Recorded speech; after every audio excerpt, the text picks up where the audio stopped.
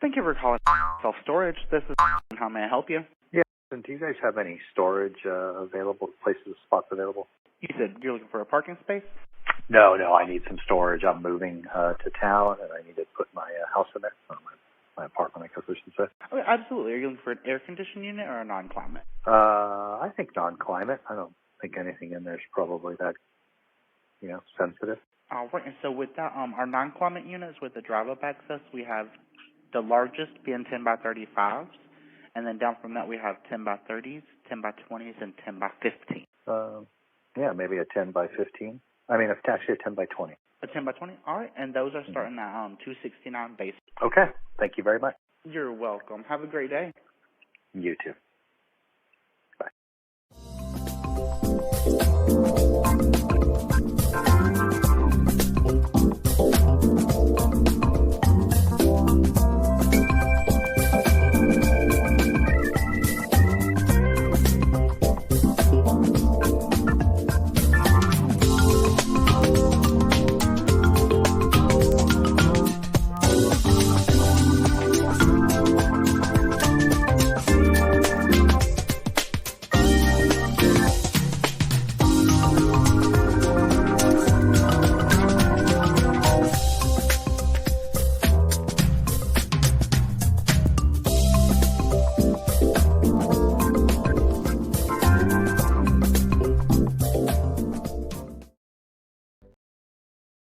In the fast-paced world of self-storage, staying ahead is the key to success.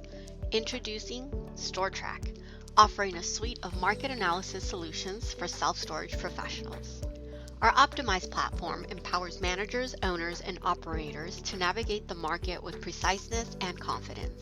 With its intuitive interface, you can keep track of market activity in real time and react faster to changes that could impact your business. Make informed decisions and stay ahead of the competition. For developers and investors, StoreTrack presents the Explorer platform. Explore data on over 69,000 facilities in the US and Canada. Our comprehensive market data assists in site selection and market due diligence, giving you the edge in strategic decision making. Ready to take your self-storage business to new heights? Contact StoreTrack today and unlock the power of data-driven success. In a world where brand experience is paramount, upholding your company's standards demands unwavering consistency in every location. At the SBOA, we understand the critical role consistency plays in driving your business's success. That is why we joined forces with MSI to introduce a revolutionary internal audit program tailored to meet the specific needs of your organization. Our game-changing audit program leverages cutting-edge technology and expert insight to bring you unparalleled accuracy and reliability. We know that success in this competitive environment is paved with adherence to operational requirements, and every company has its own standards along with state and local regulations to adhere to. So we've made our internal audit system completely customizable, all in a user-friendly app. The app enables on-site agents to collect real-time data and insights from their respective locations. This feature ensures that information is up to date and allows for quick responses to any issues or challenges that could arise. Our internal audit program also has advanced photo and video reporting capabilities. These visual reporting tools allow leadership to visualize non-compliant sites and gain a comprehensive understanding of the issues, with specific examples for clear context, which enhances communication and leads to faster resolutions. And it can be done with just a few clicks and the snap of a photo or quick video. And our program provides an in-depth understanding of each store's performance and challenges. This feature allows for a comprehensive assessment of how well each location adheres to operational requirements and brand standards, helping to identify areas for improvement. Are you ready to take your self-storage business to the next level? Explore our comprehensive suite of services, including internal audit programs, mystery shopping, and unlock your full potential. Contact us today to embark on a journey of excellence and success. 248-954-9000.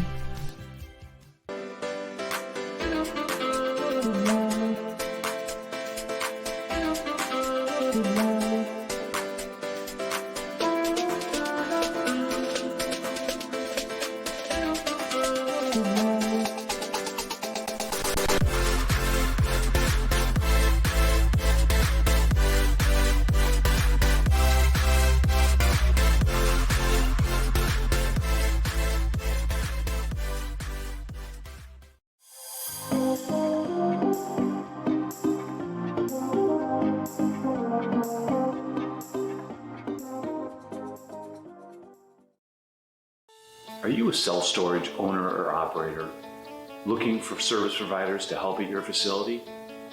Well, the Storage Business Owners Alliance, also known as the SBOA, has you covered. The SBOA is a premier online hub for connecting self-storage owners and operators to industry-leading products and service providers. We provide one-stop shopping for your business with exclusive offers to save time and money. At the SBOA, we believe by coming together, we help owners and operators grow revenue, gain purchasing power, reduce expenses, improve efficiencies, and increase profitability. We also offer many resources such as our conferences and Self-Storage Unlocked webinars to help self-storage owners and operators gain the knowledge needed to become more competitive in the industry. To become an SBOA member or to find out more information, please visit www.thesboa.com today. We can't wait for you to join the Alliance.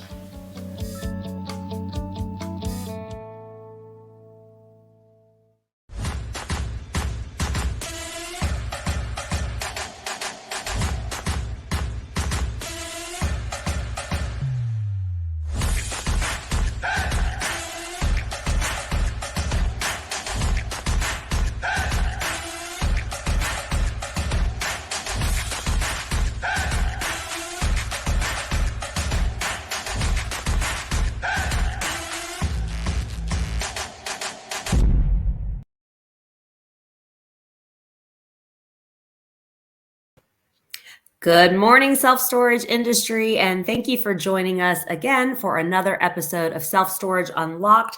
Today, we are talking all about optimizing your rates, and this is a data-driven approach for operators of all sizes.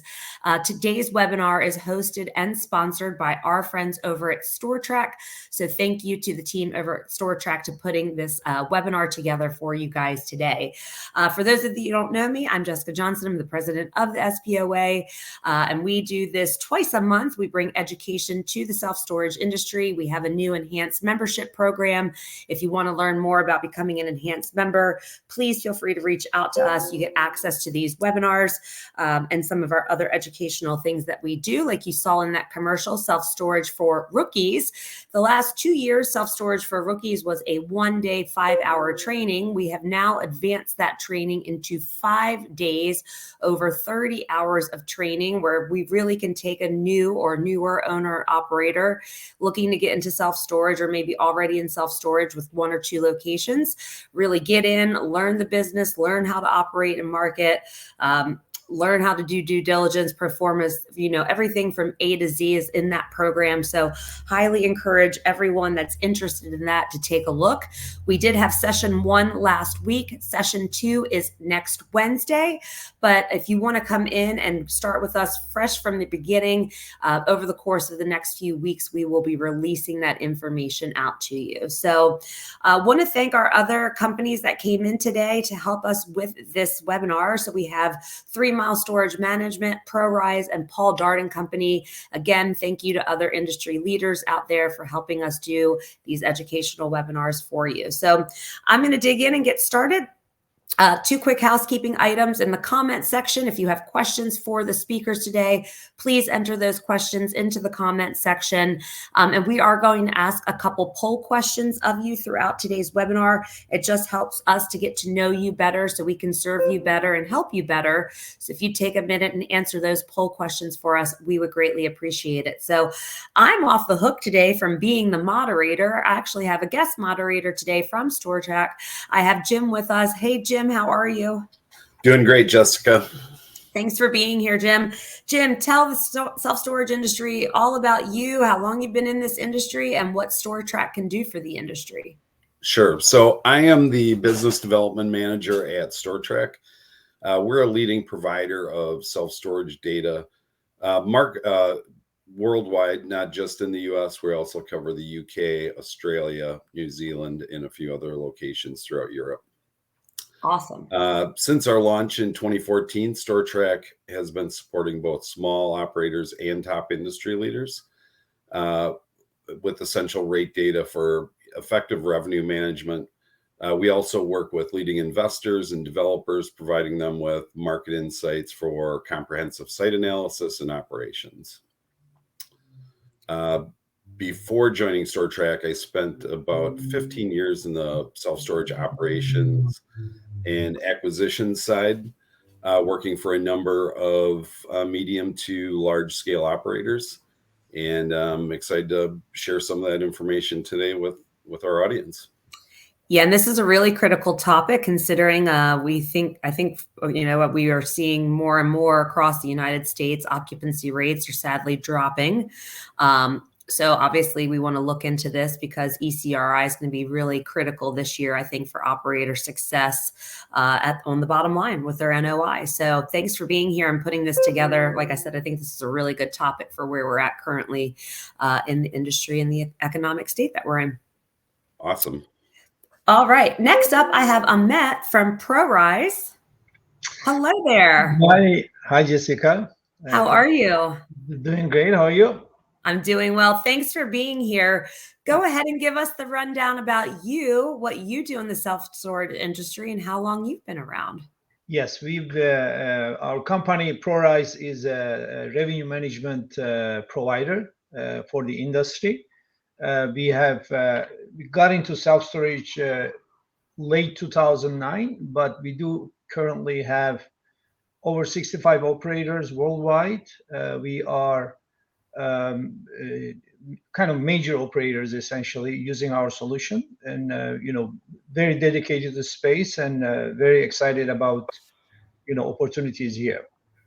Awesome. Well, thank you for being here. And I can't wait to hear some of your insight just on some pricing strategies and what you see going on out there.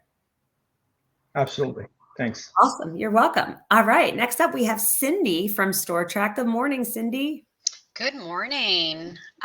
So I am Cindy, Client Success Director for StoreTrack, and I kind of became part of StoreTrack when it launched back in 2014.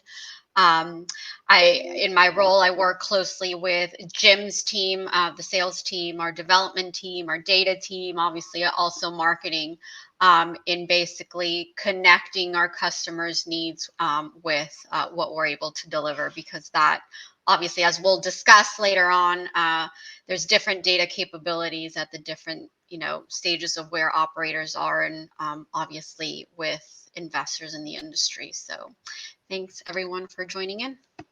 Thanks for being here, Cindy, and thanks for all that insight. I can't wait to hear some of these statistics coming up. It's always fascinating to hear some of them out there. So, all right. And next up is Jim Ross from 3 Mile Storage Management. Hello, Jim. Hello.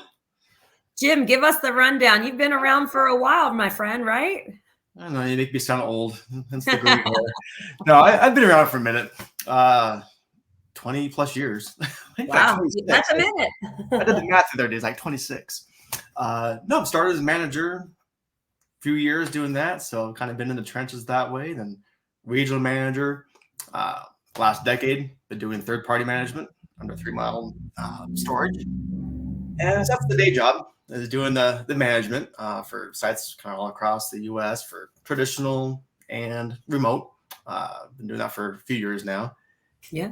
So doing the education stuff. I've run the Self-Storage Show podcast for many, many years. And as you know, it's kind of a great way to meet others in the industry and provide value. So it's fun. It definitely is. Yeah. As Jim mentioned, he does have a pretty popular podcast out there. So we'll get that link out to, excuse me, everyone that's here today. So you can join Jim and his podcast and his community as well. There's always good information. He interviews top industry leaders. And I think you have a new session with Jim Mooney, right? The Jim and Jim aspect. Yeah, we've been doing this. Another Jim in the industry. So why not? So Jim and Jim Q&As, we're doing it like every other Friday. So that's been fun. That's awesome. You couldn't have a better partner there with you. We love Mr. Mooney. So awesome. Well, thanks so much, everyone, for being here. I'm going to bring everybody back up, and then I'm going to let Jim from StoreTrack kick it off with some, I guess you have some data you want to share with us, Jim?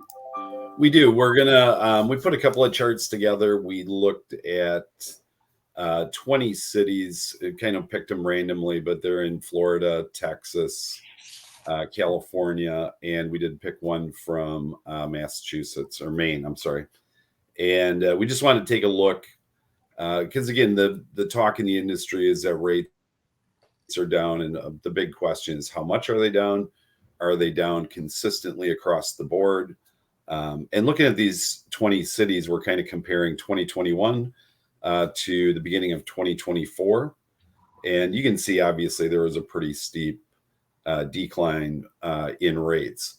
One of the things that kind of correlates along with that, obviously, we have economic conditions that have changed as far as interest rates and things of that nature.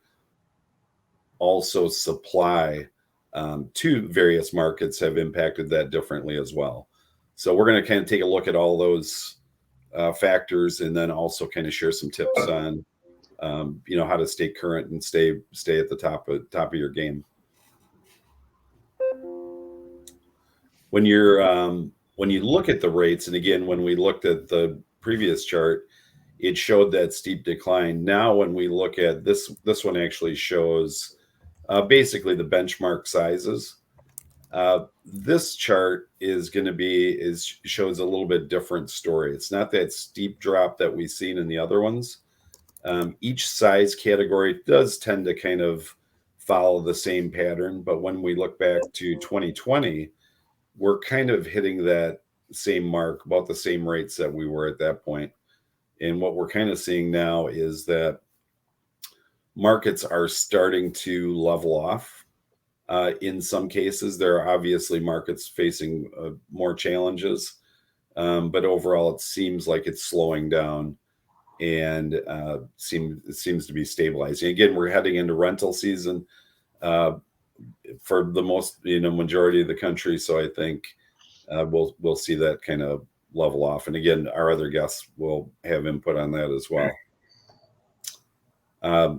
The last point I'd like to make, looking back and looking forward, is it's not every market. So again, when you look at these markets, the top tier are actually showing gains. So if you look at West Palm Beach and you're looking at 10 by 10 climate control, they're up significantly in the 30% range. So again, that's something that you need, and this is why data is important. It's not every market. Each one is different. Each size category is different.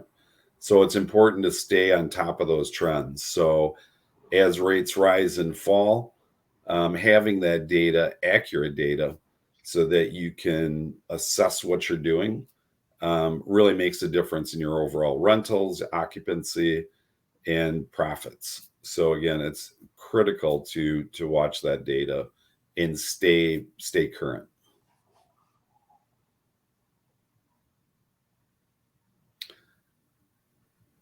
Ahmet, you've seen this across a lot of markets. Yeah. What are you seeing? Yeah, we're seeing similar trends. I think the issue also is not only rates are dropping, but the also occupancy is dropping. So I think what makes it a little more difficult is we had a pretty strong growth recently, and everybody is kind of used to have these high rates. In-place rents are higher, and now you see the street rates are so low compared to in-place rents, which many of the customers are kind of have that as a reference, and they have a difficulty on essentially what to do. If you have REITs dropping rates 60, 70, 80% on the street rates, and your in-place rate is way high. It's very difficult for many operators to understand what to do. Do we drop it? Do we not drop it? How do we be, which ones do we drop it? Do we give promotions? What do I do on the web versus walk-in? So there are a lot of challenges related to pricing that the operators are facing. What kind of advice do you give? Is there any specific advice to a particular market or type of operator? Really, I think you made a comment about not every market is the same or every store is the same, right? So that's definitely the case. I think you have to be selective, and you have to be also kind of making decisions based on where you need it.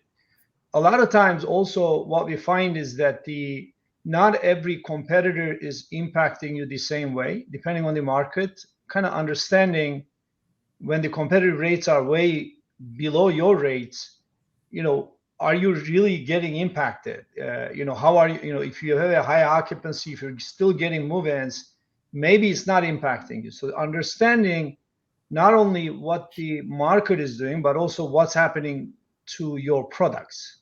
And a lot of times what also the smaller products, smaller unit sizes or a larger unit sizes or the different quality of unit sizes also matter. Many times not every product is impacted in the same way. So that's why having the data to understand, where you are most impacted and what you need to do to essentially surgically respond to the situation in the market is the key.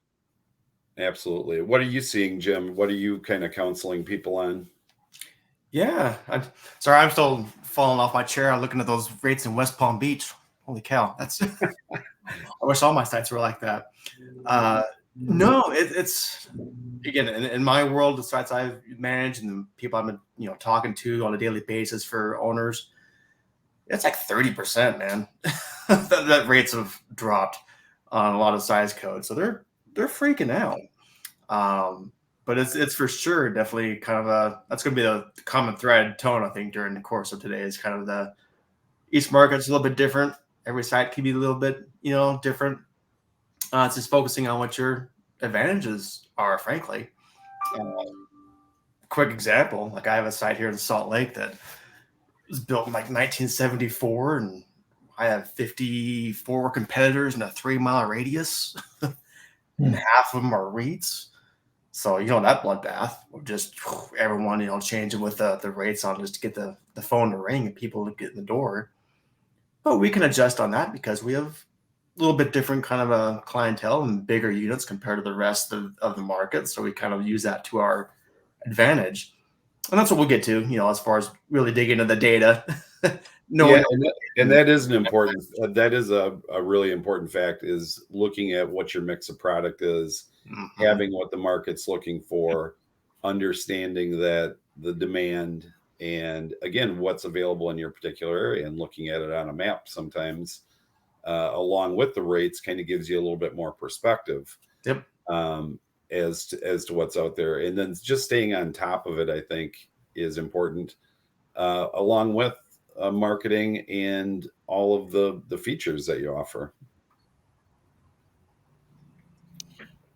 Yeah, I want to just quickly just tell everyone real fast, we are asking that first poll question.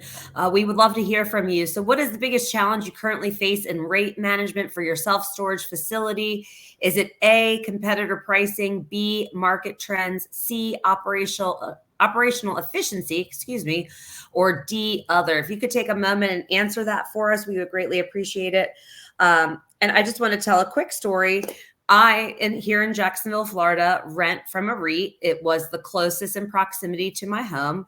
It was the cheapest rate that I had found currently online. I have rented from them now for maybe about 18, 20 months, somewhere in that range. I have been increased 3 times very aggressively. It is a 5x10 outdoor unit and in Jacksonville, and I pay well over $225 a month for that unit. But it's one of those things where they know I'm locked in the majority of the time in the state of Florida. It is very warm, and the likelihood of me going and moving that stuff out is slim to none. So we can definitely talk about, some of those strategies that we see the REITs are doing with getting them in low and then aggressively increasing them pretty rapidly. And I can speak to that myself because I'm experiencing it myself. So.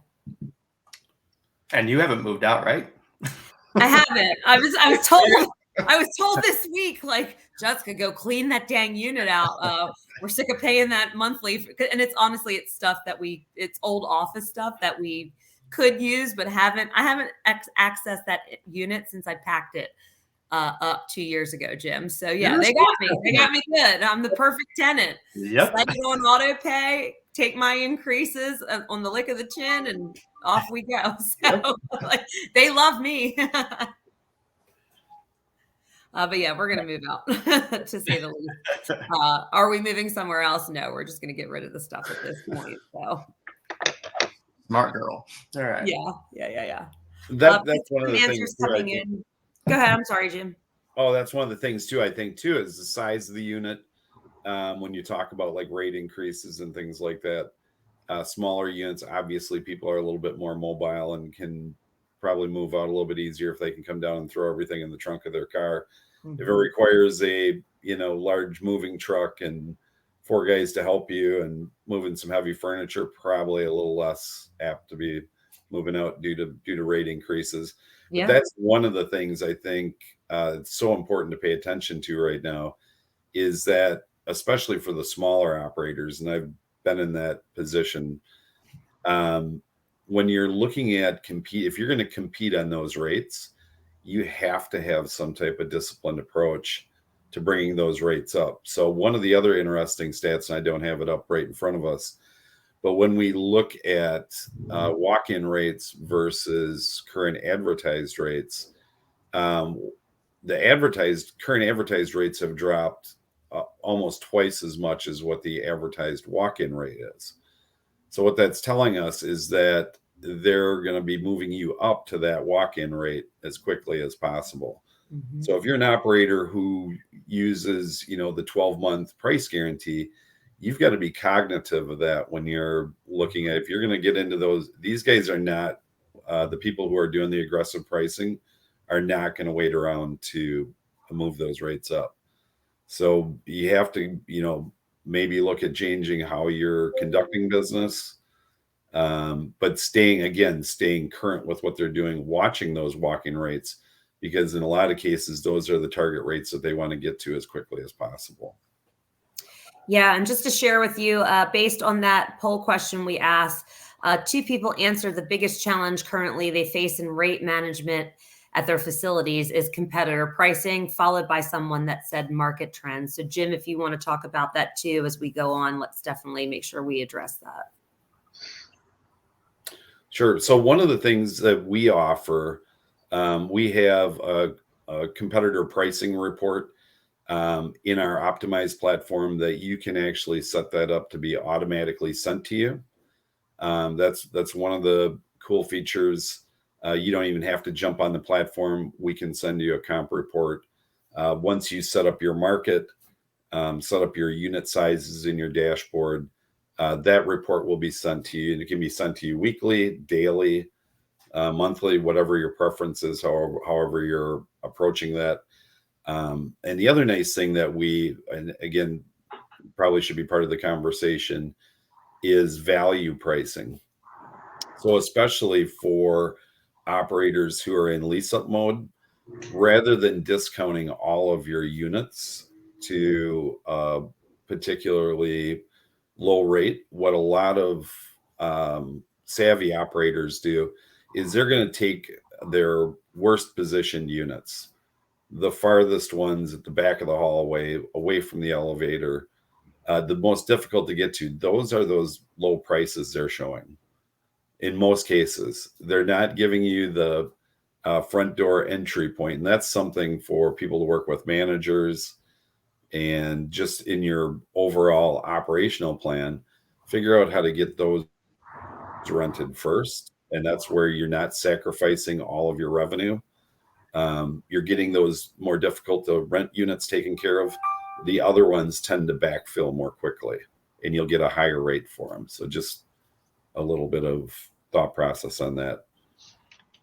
Yeah, that's part of being, selective, right? You don't want to have a blanket response to whatever competition is doing, because they may have other strategies behind the scene that you don't know about.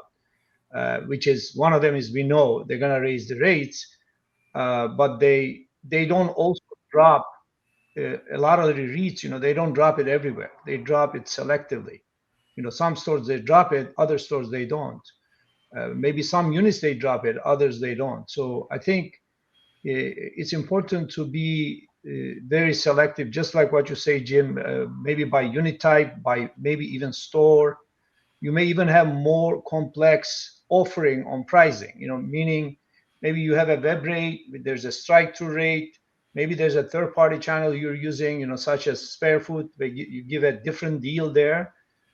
Maybe promotions as well, upfront promotions. Instead of dropping rates, you give promotions.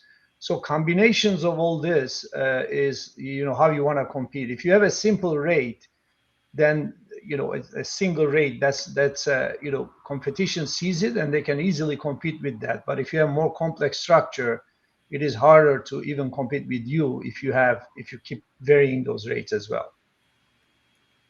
Got to jump in real quick, because that's something that's really been a trend for me the last few months when I'm talking with owners, because they're just looking at prices, and again, they're kind of freaking out, like, how do I compete against that? And what has worked for us so far is really, you just kind of touched on it, was just the promotional pricing, really being aggressive on that initial promotion, and that way, they're upfront. They know about, okay, maybe it's half off first 2 months, maybe it's 1 month free, however you slice it. But they just let them know, hey, on month 3, here's your rate. That way, everyone kind of knows transparency, what's going on. And how storage people are. They're like, I only need it for a few months anyway. I'm good. Right. Exactly. I could sleep at night knowing I'm not going to be jacking them up 3 months in, 6 months in, 9 months in, doing that kind of thing. I don't like that and that kind of operation, but that's kind of been a good balance for my owners, is just having them be more aggressive on a promotional up front. Right. But again, that one, even Jim, you need to also understand length of stay of the customers in that location, because if you're, let's say you're now, pretty soon we're going to come into a student season, right? The students are going to move in. If you're in close to a college town, half seasonal it is. Well, you need to be careful not to give promotions during student seasons to student, for example, because length of stay there is, you do expect that to be 3 to 4 months. So you need to also understand the store. We've done some analysis on this. We see that the 3-month churn could be 15% in some stores in average and 60% in others. So if you think about it, if we're going to have 60% of customers moving out in 3 months, you have to be careful on what you do upfront with the upfront promotion. So there's no like one size fits all type solution there as well. I know it's a level, but you need to use that intelligently. That's why understanding data, understanding customers' behavior in terms of how they stay is very critical. Yeah, I agree. There's a lot more to the rates than just matching rates between, strategy, and again, knowing that data, knowing how long those customers are going to stay, and then looking again at that impact of what's that discount going to do to you. And again, there's different discounts, and if you have longer tenancy, obviously, it reduces the impact. But yeah, that's a huge factor.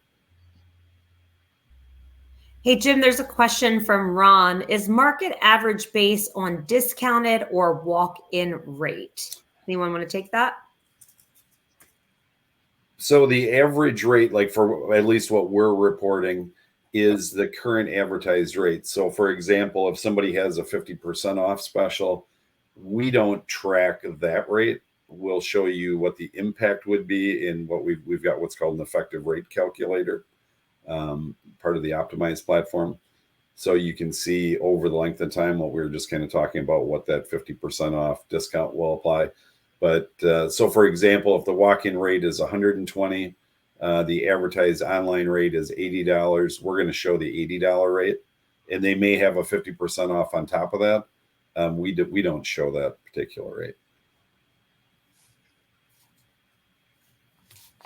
Awesome. Thank you for that. You can continue on with your questions you have for the speakers.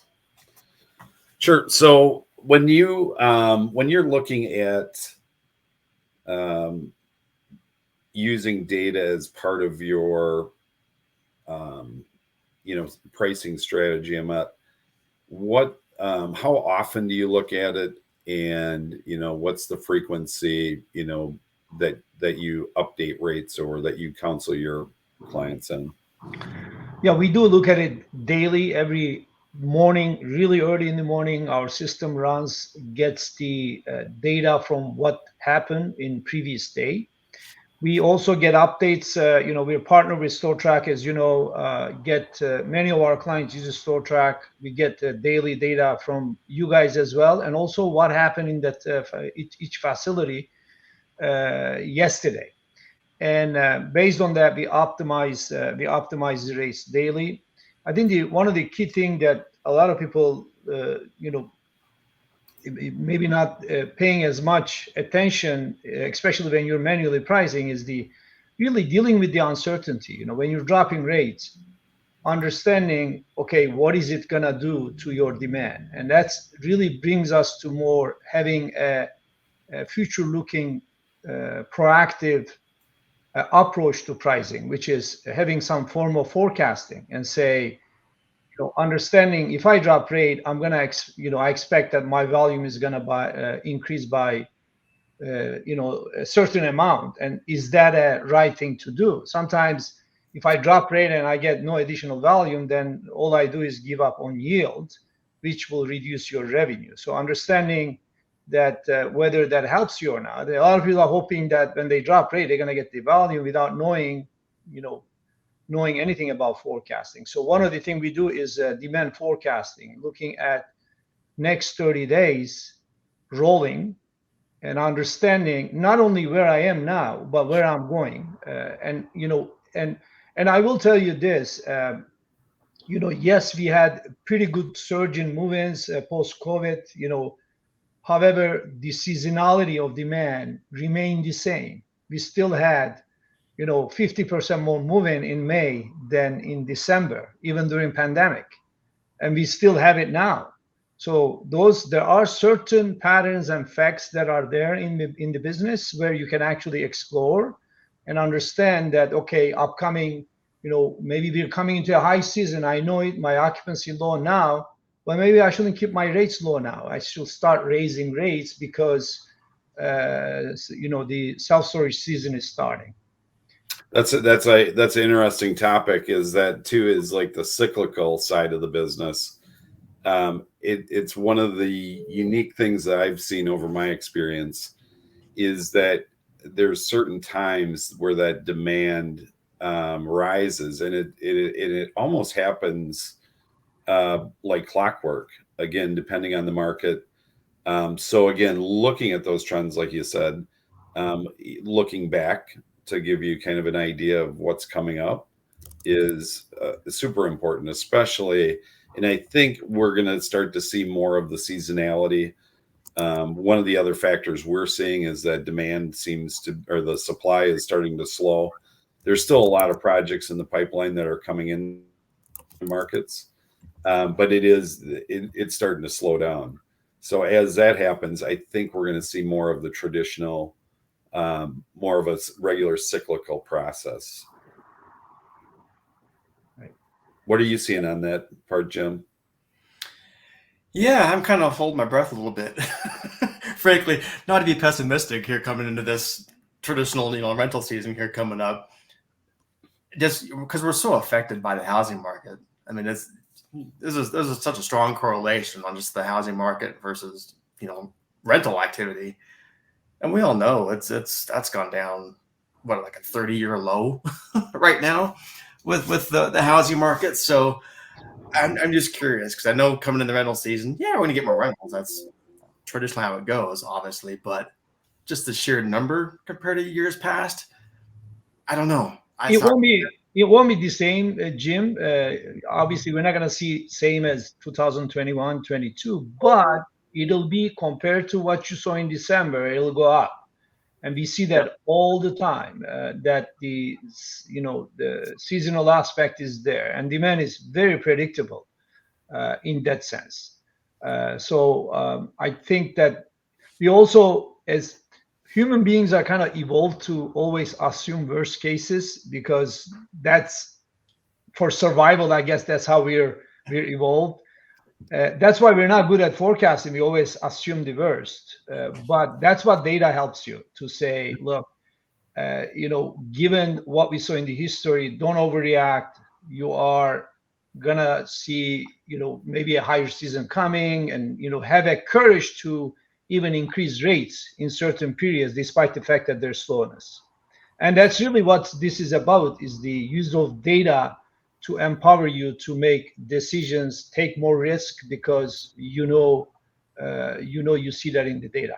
And look, REITs are doing that, right? REITs can do what they're doing because they see that in the data, and they use technology. They track all this information. They can actually push customers, drop the rates and increase that, because they know that someone like Jessica is not going to move out. And that's those are that kind of information is pretty powerful in a way, and that's exactly what where we come in. Yeah, and I appreciate you saying on that even earlier. Sorry, Jim. Just about, there is a science to this, right? Because when you start impacting the yield, then we have an even bigger problem than when we went into this trying to go into rate management and increasing rates. So definitely, I would highly encourage owner operators to lean in on an actual revenue management system like ProRise can provide for you, and their data scientists and the things that they know, because it really is a science, and you really need to study and learn it before you go out there trying to execute it. So that's one of the things I hear too. Again, I speak to a lot of operators of various sizes over the course of time, and especially November, December timeframe. People were obviously pretty excited and freaked out about where the rates were at and where they're going, and some were, suggesting slashing their rates in half. Those kind of actions without using some type of data behind it are really not, you're not doing yourself any favors. Mm-hmm. One of the other important things, and it's too bad we should have had somebody on with a website or SB or the web hosting. Mm-hmm. Because the data you get from your website is going to tell you a lot too. Mm-hmm. And this is one of the things that going back to when I started in this career, I started back during the housing bust in Florida in 2008. And one of the things we've seen there, very similar, obviously there wasn't a whole lot of, and in Florida in particular, people were actually fleeing the state. But what we seen was that discounting rates without activity didn't really make much sense. And we learned this over time. We ran studies between different sister facilities in the same city where we cut rates, and we left other rates higher. At the end of the day, if you don't have somebody searching for that unit, the only person you're competing against is yourself. Mm-hmm. So the thing that I usually tell people is you typically want to stay towards the top 3 competitors in your market and really identify the competitors. Make sure they're your apple for apple competitor. Again, different levels will get you different customers. So depending on what you have for an offering. So that's why I think it's really important to, like Matt said, is to understand where that demand's coming from. If you have demand, maybe you have to change something marketing wise, something of that nature to get more and come up with more creative ways. So that's really an important part of this as well. Yeah, I mean, that's a great point, Jim, because if you stop rates and nobody knows about it, it won't help you, because you're not, you need to couple that with, increased marketing spend. Potentially, if you're giving a deep discount, you need to make the market aware that they see that. And for that, it costs money. Just by dropping rate alone is not going to do it, because, I know REITs are also spending a lot of marketing dollars as well. When they drop rates, they push a lot of the customers towards them as well in that sense. So you're correct that a lot of the pricing system, they're not lead generators. They just put a price tag on it, and the marketing needs to, you need to couple that with the marketing to get the funnel, the customer coming and create inquiries and leads and all that. So that brings us which is a point where you want to actually invest in technology, maybe collect better data like inquiry data, invest in. If you don't have a good website, it's critical these days to have a modernized website. Make sure that you have a good display there, so that the customer can reach you and book from your facilities. Yeah, and add to that, Ahmet, I know Jim does some trainings out there and some other groups too, and we can help as well with the Google Business Profile, optimizing that. That has a lot of power. Google loves to see those optimized profiles. It helps with your ranking. You can even have people, see your product inventory straight from Google versus having to even dig into your website. Ultimately, yeah, we want to getting on that website page, but there's a lot you can do with that from a marketing perspective as well. Jim, if you want to touch on that, you can, because I know you've been doing that most recently. Yeah. I call me like James or Jimmy. I keep getting confused with different Jims. I know which Jim. Yeah. Call me Jimmy. Why not? No, for sure. We're talking about pricing here. We could have a whole other session on marketing. But when I talk with owners in that, and they're about pricing and what should I do with my discounts and things like that, I'm like, just because of the fact that you lower your pricing doesn't mean you're going to get the phone to ring, because your marketing sucks to begin with. Just because you're competing on price doesn't mean you're going to be seen any more than you are right now. So let's fix the marketing part of it first, because that will help drive the eyeballs. And then now when they see your pricing, cool, now they'll rent from you. So it begins with the marketing. Low level, you mentioned like the Google Business Profile. It's free, just takes time to get it optimized. Website and SEO and citations, that's a huge one right now that I just don't think enough mom and pops. Most people have their act together, but kind of the mom and pops really need to take a look at that. And that comes down to ponying up some money sometimes to level up to be able to compete. Because if you're not doing that right now, you're not going to get the eyeballs. And if you don't get the eyeballs, you're not going to get the rentals. So the pricing won't even matter. Yeah, and just so everyone knows, we asked the question on the scale of 1 to 5, how would you rate the importance of data-driven approach in your rate management strategy? Everyone that answered 5. Thank you for answering correctly. If you would have answered 1, I'm going to call and have your head checked by a doctor, because it's the number one important thing. It's critical. And we also just asked another poll question. Which metric do you find most crucial for rate optimization in your self-storage business? A, new supply in the market. B, promotional discount. C, marketing activity. Or D, other. We had 1 answer B, 2 answers were D, and one of the people that commented in D said don't know. So if this is data that you need to know. So again, Gary, I would reach out to somebody on this panel and get help answering that question, so we can train you on that metric and why you should be looking into that. So. And just real quick, just jump in. I'm looking at occupancy rates, not just overall, but on size codes. This kind of goes back to what we were talking about before. You're optimizing not just your overall location, but specific sizes. Because each market's a little bit different nuances. You can't compare even one site compared to one across the street. Just see what's really working at your site and then go from size by size. Yeah, if you have a wait list for a 10 by 10, should you go in and discount those 10 by 10s? Yeah. Probably not. Yeah. What actually we do is there are well established indices in other real estate sectors, such as if you look at hotels, they look at something called revenue per available room. In the airline industry, they look at revenue per mile flown.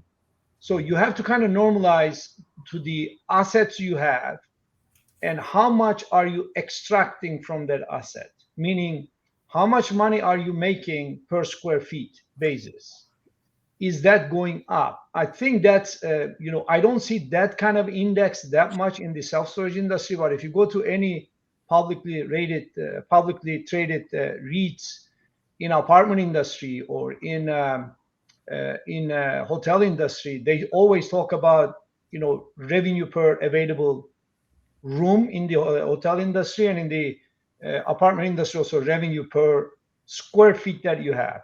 I think that's most important index, in my opinion, from revenue maximization purposes. So if I have more asset, of course, I'll make more money, but am I doing a good rate management, right? That's because if I had more assets, I'm going to make more money, but that doesn't mean you're doing good rate management. So the idea of revenue management, or one definition of revenue management, is extracting most from what you have, from your assets. So if I have, 100,000 square feet units total, how much money am I making from that asset? And that's what really matters. I think that's the most important index. That kind of balances occupancy and rate at the same time, one index. Our system generates those, and we really monitor that closely. And that's the one we want to grow. I can grow your occupancy. If you drop rate to $0, you're going to have 100% occupancy. That doesn't mean you're doing a good job, right? So there are so many keys, and like you said too, looking at the total square footage and the impact of those different units on your overall revenue. Again, that's really a key point to stay on top of. Let me ask just roundtable, because I'm just curious, what is everyone's sweet spot for like an occupancy rate? Because I'll talk to operators, or I'm 100% occupied, I'm good to go. No, we don't think you're good to go. We don't ever like to see it. We tend to be in that like 92 to 93% as our sweet spot. Just wanted to see if everybody out there has the same sweet spot, a different sweet spot. Audience, you can put your sweet spot in the comment section too. So Jim, what about you? Mine it used to be 90, but now if I get 85 in that range, I'm happy. And that just kind of shows you that just the demand has kind of gone down. And well, transparency, my occupancy for my locations, they've gone down. Now we're still making the most money we ever did in 2023 because of revenue management. But with the occupancy, just the demand wasn't quite there. So if I'm hitting 85% on a site, I'm actually happy, because I know I'm hitting that good balance of rev management. Yeah, and to couple that demand comment that you made, Google statistics are showing search trends for self-storage are significantly down. I want to say the last I heard was like 12 to 14% year over year, but it steadily keeps going down. And then obviously to market and spend money in PPC advertising, those costs are going up. So you've got it going in the opposite directions of where we need it to go. But these are the things that you need to be looking into, and being selective in your approach on how you want to combat some of these potential, deficits that you might face. So if I can add to that, there is no single occupancy, in my opinion, because it's very seasonal too. Maybe 85% is good in winter, but maybe you won't be happy in summer. I don't think there's anything like an optimum occupancy, in my opinion. I think, let me give you another example in the airline industry. They say the best plane that leaves with one seat empty. Why? Because if I'm full, I will say, I could have maybe drop rate a little, raise rate a little bit, right? If I'm full, I'm not sure if I price high enough. But if I have two seats empty, then I will say maybe I didn't drop enough so that I could have. So one seat empty is the kind of the goal. Obviously, that's hard to do in a very dynamic industry like self-storage. But you do need to, if you're always 80% occupied, that means maybe you overbuild it, or maybe your pricing is off. There should be a season where in some periods you should be hitting high occupancy levels. Depending on the churn, how that's happening. Typically, if you want to hit over 90%, that should be in summer, maybe you should be 95, 96%, depending on the market, obviously. But there is no concept of optimum. A lot of people ask that. There's nothing like that. It depends on supply and demand. Sometimes 85% might be good, because if you push rates too much down, you're not going to get more volume. In that case, why should you actually push it down to get to 90? It depends on where you're maximizing your revenue. Awesome. That again, going back to the marketing and what you brought up, Jess, with the just the overall demand being down. I think that's another thing that's really important. And one of the other things that we track, I just kind of wanted to let everybody listening in. We do track. We have what's called a marketing scorecard, and we do track things like: are you on first page Google? Are you first page Bing? Are you using an aggregator? I think it's important to know that data as well, especially when you're competing in a market. In the tertiary markets or the secondary markets, as the larger scale operators move out into these regions, I mean, you may have gotten by with a road sign before, but it's amazing to me, as many places that I look at and markets that I look at, how many operators still don't have a Google Map ID, still don't have a website of any type. And with the generation that we're in, this is really kind of the Amazon generation. People want to be able, there's a percentage of the customers, and I'm sure Jim can speak to this as well, that probably don't even talk, they're not concerned with talking to a human. They just want to go on and rent. And I seen that at the tail end of my career. Really, I kind of finished out in the self-storage business on the operations side during the COVID period. And at that point, I mean, our numbers had went up to roughly 30% were online rentals. So again, if you're not doing that, and again, continuing to fill those slots, as Amit said, and push those rates up, that's ultimately the goal. So not staying in tune with that. And again, if you're not doing those marketing things, boy, you're really putting yourself at a disadvantage. Yeah, definitely.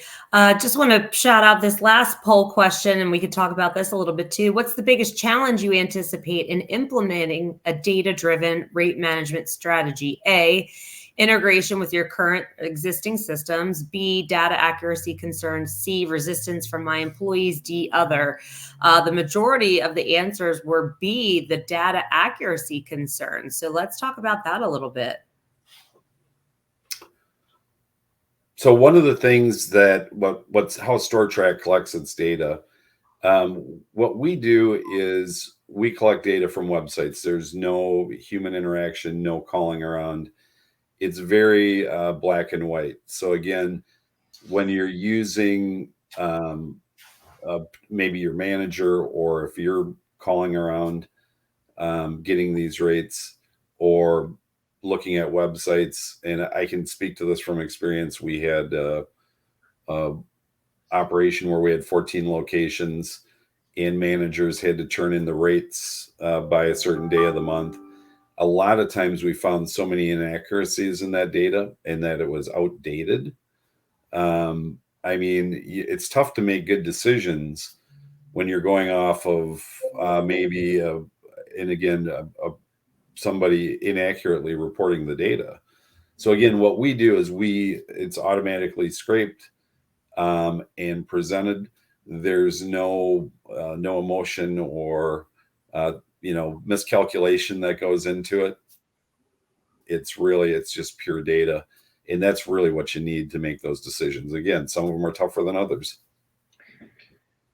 Yeah, if I can add to that. So one of the things we do is we have a pretty sophisticated ETL process, data loading process, that we always compare with what we have seen in the history. For example, if we see that 10 by 10 rates are around $100, and suddenly we see a $1,000 rate, then the system actually automatically excludes it. Say, hey, this looks very, this looks out of the ordinary, and we don't drop the transaction, but we actually say this rental is excluded, so you can kind of see that and follow up.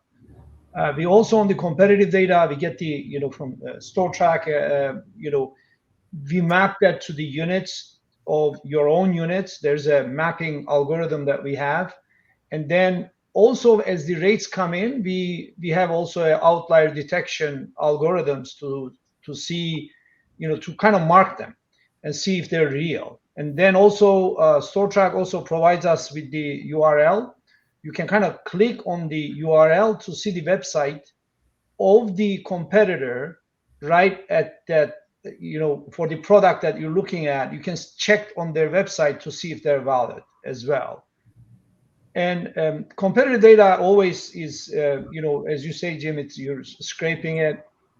But the idea here is the change in the competitive rates is more critical than the absolute value. So if you're historically always around, let's say, $50, and suddenly it dropped to 20, then that change is what we really track, because maybe your product is actually should be 70, compared to competition.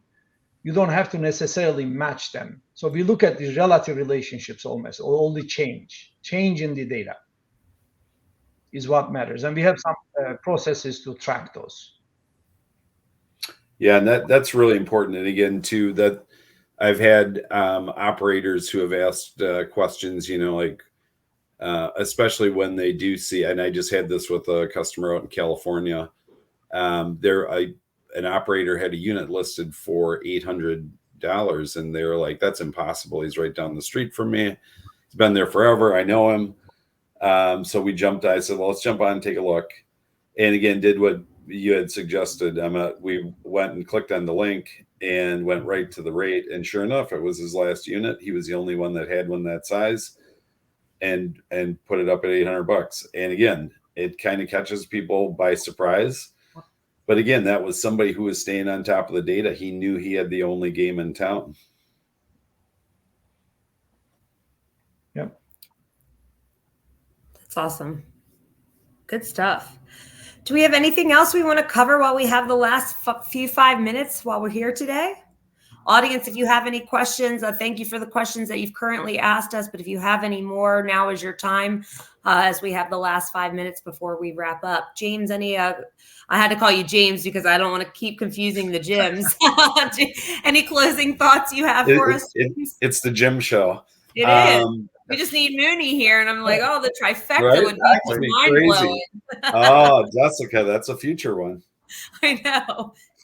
Jim, I just think really kind of in closing, I guess, just if anybody has, Jim or Ahmet, any suggestions, especially for the small and medium-sized operators, looking forward to, especially heading into rental season, any suggestions or tips that you have that might be useful?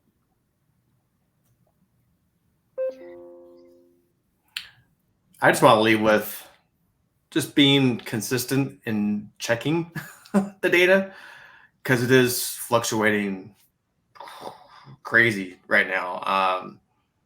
Sometimes it's some unsophisticated people that are just doing the knee-jerk reaction of just dropping rates, thinking that will save all. And I kind of like the outliers you were just talking about, and that affects stuff. So just check it all the time. I mean, I just had a site I was doing yesterday. I'm a customer of StoreTrack, full transparency. So, hey, it works awesome. But I have this one location, and I'm always looking at it because literally like 10 by 20s have gone down 10%, 10%, 10% within like 3 weeks. It's crazy. So you just got to be consistent and be disciplined enough, frankly, to really focus on it, stay diligent on doing that, and actually taking the necessary actions. It's not like it always has been, just because it's the way it worked in the past. You got to stay up on the trends and what's going on in your local market. Yeah. I'll say try not to overreact as well, and maybe be selective. On maybe do some A/B testing if you have a large enough portfolio that you can maybe try one thing in one store and learn from that, and then that learning can be transferred to other stores. So avoid making big moves across the board, because without knowing what the impact is going to be, it may cost a lot, and it may take a while to get the revenue up if you give up too much. So just first try to kind of walk and then run. It's just learning from what's happening is critical. Absolutely. That's great advice, because again, talking to a lot of different operators, people see those rates and tend to want to try and react, but you have to have a long-term plan. And again, the A/B testing is another great option. Again, that was something that we had did back during the housing crisis of 2008, and it was a good learning experience. So One thing I'd like to add, sorry, I know I haven't chimed much, but this is probably more for the smaller operators that might be listening in, but the word data and how we've the connotation that it has, it's just might be too high level. I know coming from when we first launched StoreTrack to where we are now, the industry has evolved so much that people want to have this data, and we're already tracking data at some sort of level, right? Even if it's just putting a comp report together every so often. At StoreTrack, we try to make this as simple as possible. You just log in, get what you need, and then you clearly understand what's going on in your market. And that's kind of been our focus since we launched. So it doesn't have to be scary. Data doesn't have to be scary is kind of the point that I'm trying to make. Yeah, and I mean, I'll just piggyback on that comment, Cindy. The products at StoreTrack are very inexpensive, in my opinion. And even if you're a SBOA Enhanced member, you get special discounting on StoreTrack products. So if anyone is a SBOA Enhanced member and they want to learn more about the Optimize or the market reports, get in touch with me. I'll get you over to Cindy and Jim and their team so you can talk to them further about it. But I mean, we believe in the data. We're always looking at data. Data is critical. You cannot make decisions for your business without analyzing data and looking at your key performance indicators and your metrics. So please treat your business as such and utilize these great programs out there that these brilliant people have developed for you. So I'm going to release our speakers. I have a couple final announcements before we let the audience go today. I hope you all enjoyed today's session. As an Enhanced member, you can log into your member website and you can watch the replay of this.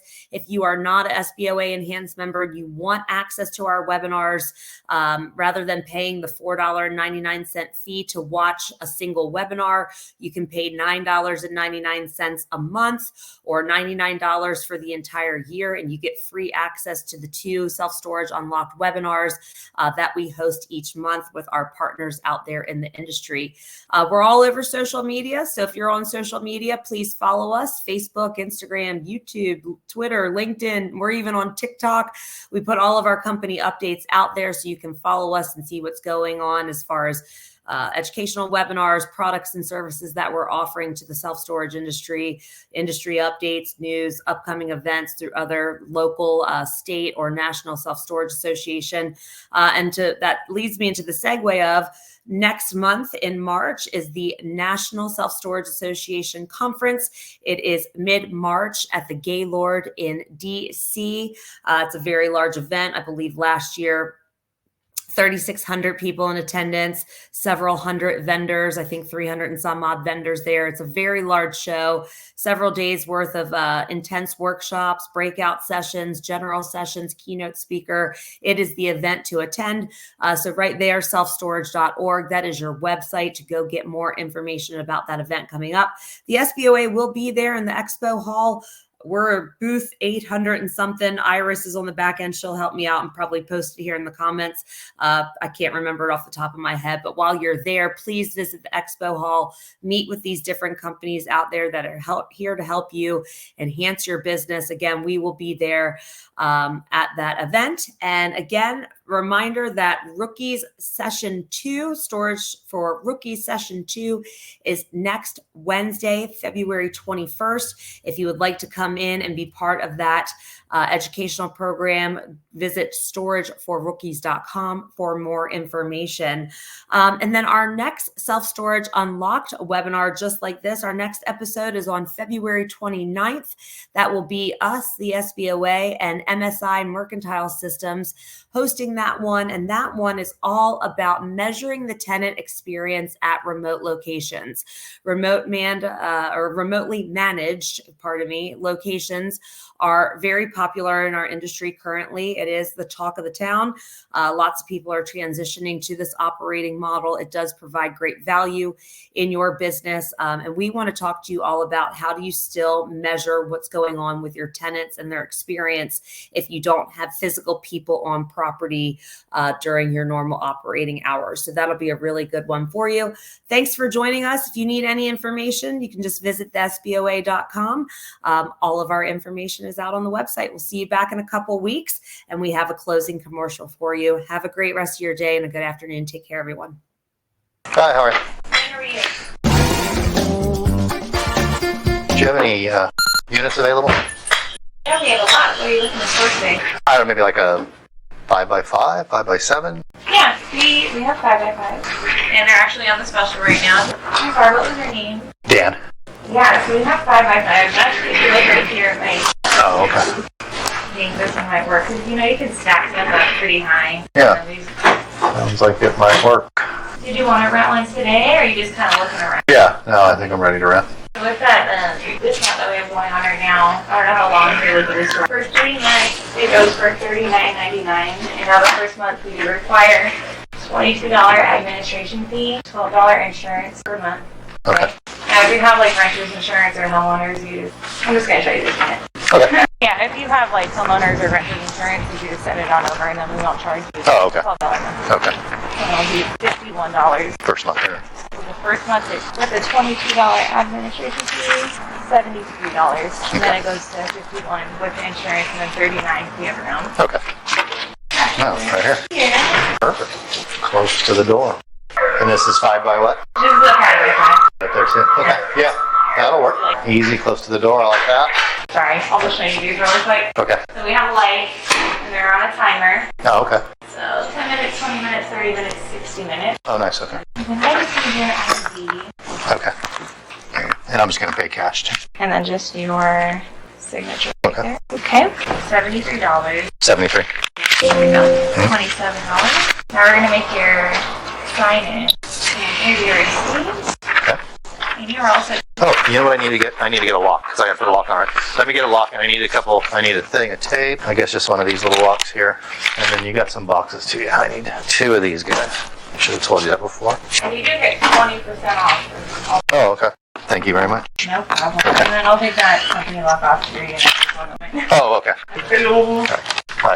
Do you want to get this card? No, I already got it. She's just going to go take the lock off my unit. Oh, would you ever take the lock off for you? Oh, sure. If you guys want to do it. Yeah, please be my guest. Let's go.